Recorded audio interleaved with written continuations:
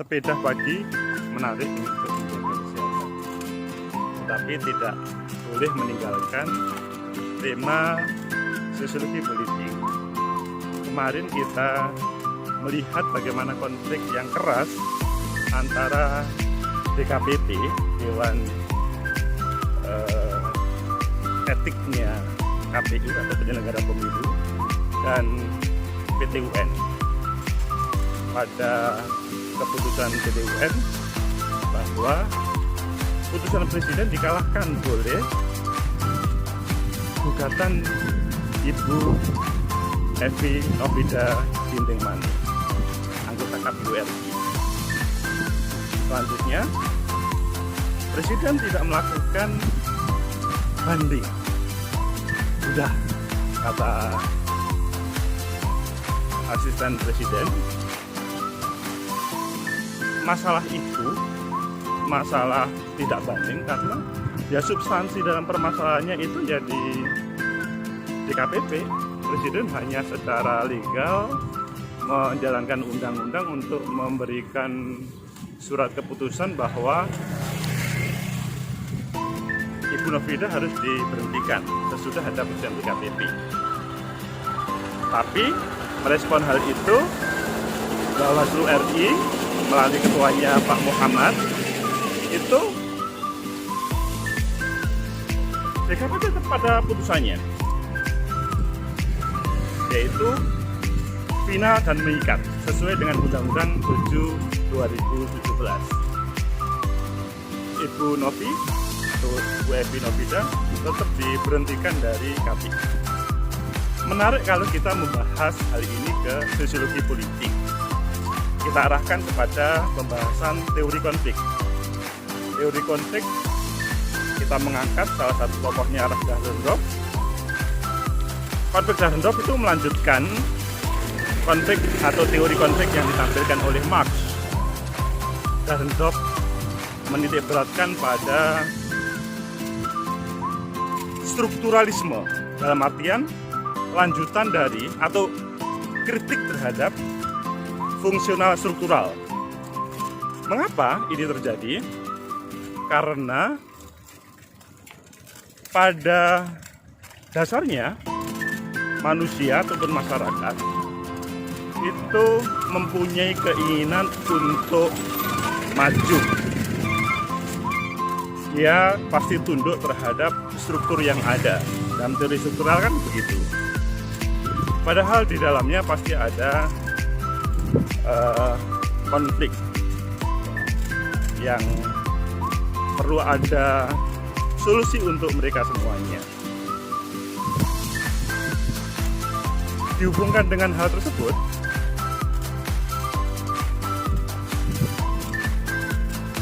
konflik antara DKPP, PT UN sama Ibu Evi Nofida Ginting itu merupakan hal yang memang didesain oleh negara kita, oleh struktur. Strukturnya itu adalah kekuasaan. Jadi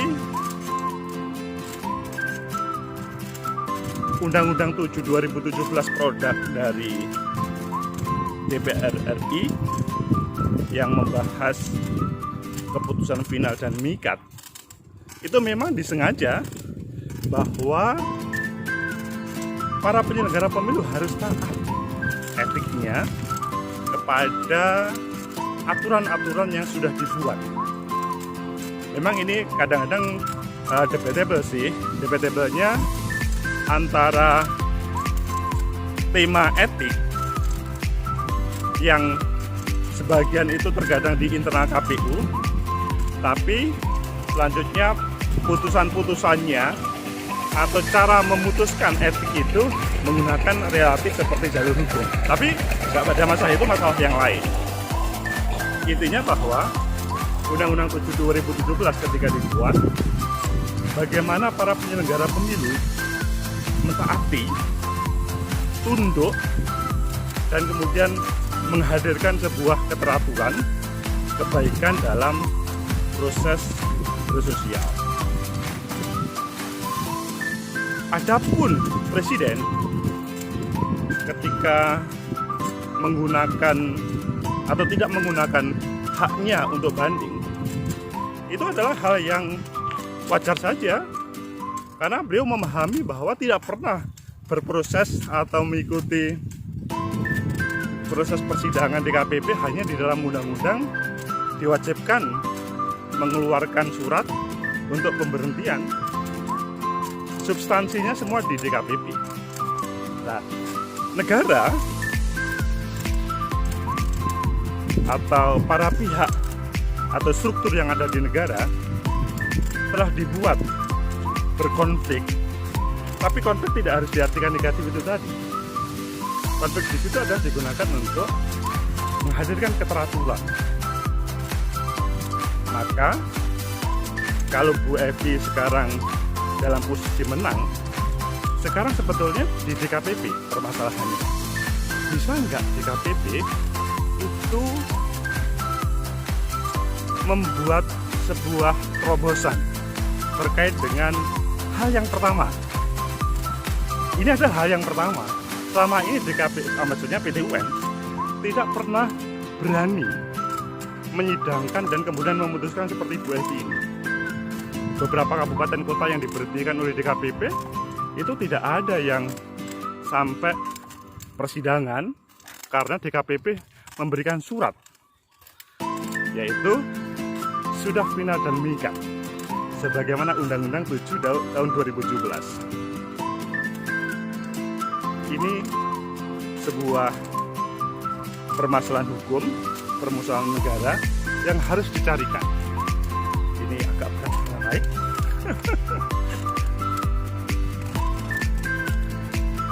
Permasalahan hukum yang menunggu bagaimana para penegak hukum, lebih khusus penegak etika sih, itu kemudian mengambil sikap. Kalau bersikukuh pada Undang-Undang 7 2017 ya selesai. Tapi bagaimana solusinya? PT UN sudah memutuskan bahwa Presiden kalah.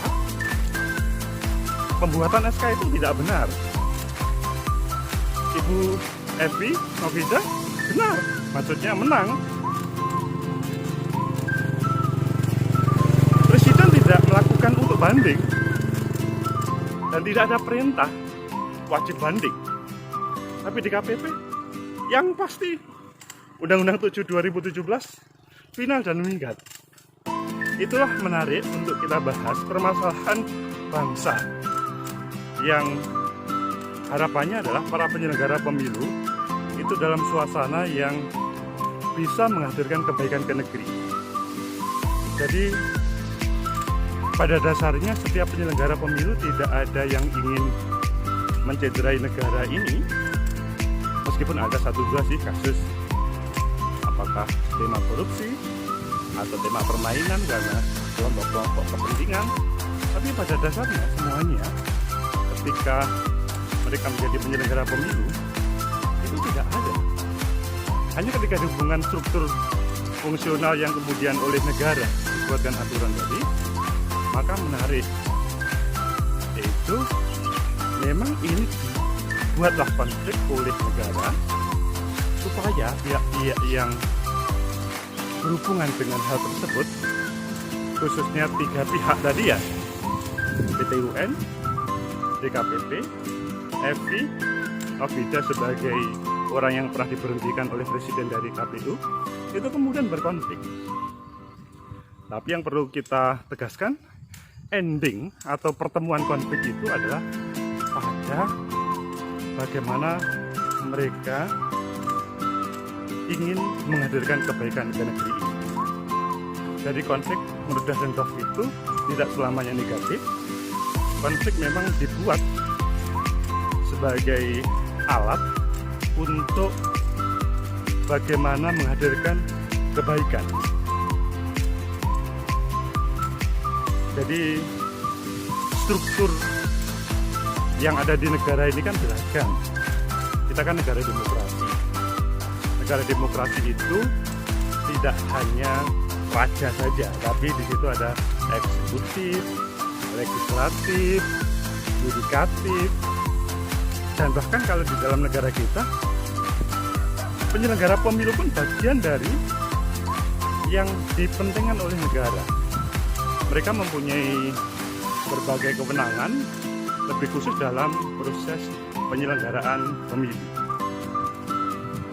Untuk itu, ini perlu ada solusi. Tidak cukup kita biarkan menyalahkan pihak-pihak tertentu itu. Perlu ada terobosan hukum atau sebuah solusi dari 3 konflik yang ada tersebut. Maksudnya orang atau DKPP PTUN sama Evi yang mantan KPU bisa duduk dan kemudian mencari solusi. Kalau ini dibiarkan, konflik ini tidak pernah selesai.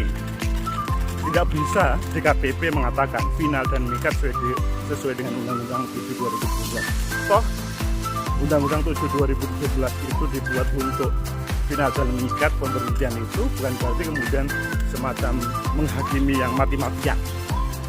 Toh PTUN juga tidak melihat hal yang terlalu salah pada Bu Evi. Begitu juga Presiden perlu duduk bersama, meskipun dia sebagai eksekutif di undang-undang diperintahkan untuk menjadi atau pembuat SK, memberikan legalisasi terhadap Ibu Novida atau KPU lainnya. Sampai hari ini kan memang beda di KPU RI itu. Perbedaannya maksudnya terkait dengan PAW ya, pergantian antar waktu. Kemarin memang ada 2 permasalahan sih, yaitu pertama permasalahannya, ini agak gak enak juga, yang tertangkap oleh KPK, dan selanjutnya dia langsung diberhentikan.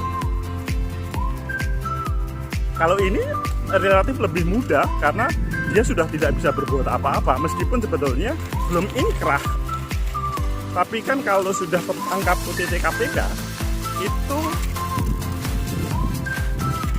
sepertinya tidak ada yang salah atau pasti benar, meskipun mungkin kebenarannya tidak 100% sebagaimana isu yang ada di media. Berbeda dengan Bu Evi Novida yang itu terkait masalah etik, bukan masalah korupsi, tetapi masalah etika yang kemudian dipermasalahkan. Nah, yang satu Mas Wahyu, maaf Mas Wahyu ya, Mas Wahyu kemudian diberhentikan dan diganti oleh Pak Dewa. Tetapi Bu Novi oleh Presiden belum dikeluarkan SK pemberhentiannya. Ini berbeda. Dan Mas Wahyu pun tidak seperti Bu Evi yang berani, atau bukan berani sih, bisa untuk melakukan semacam pengajuan ke PTUN, mereview terkait dengan putusan Pak Jokowi Presiden, karena dia mengurusi permasalahannya di KPK atau persidangan-persidangan tentang korupsi itu sudah luar biasa. Kalau berbicara Bu Evi, nah ini kesempatan luas untuk beliau sebagai akademisi kemudian ingin mencari kebenaran, ingin mencari keadilan, yaitu apakah memang iya dia bersalah. Dan PTUN Jakarta itu mengatakan, oh ini yang salah, yang tidak benar, Presiden mengeluarkan SK-nya yang tidak benar. Nah, di sini perlu ada duduk bersama di antara ketiga pihak. Meskipun Bu Evi itu meskipun sudah sebagai mantan KPU perlu duduk bersama juga. Arogansi yang dimunculkan karena kekuasaan itu karena perintah undang-undang tentunya, itu perlu dihilangkan. Jadi DKPP yang mengatakan final dan mengikat, jangan begitulah. Begitu juga Presiden yang merasa bahwa loh, kami hanya legal formal juga, jangan begitulah. Dan yang terakhir teman-teman KPU,